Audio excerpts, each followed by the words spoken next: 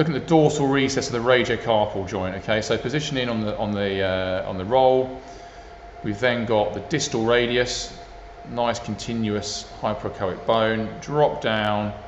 We then know that we've got that long expanse of the capitate on the left of the image there.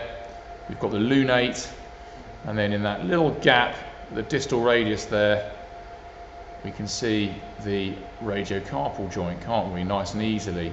Okay, and as we just said on top, just be conscious of that normal retinacular thickening, keeping that fourth extensor compartment in place. Okay, that's not tenosynovitis, and if we look at it in short axis view at that point, you can see it thicken around the fourth extensor compartment. It's a normal finding.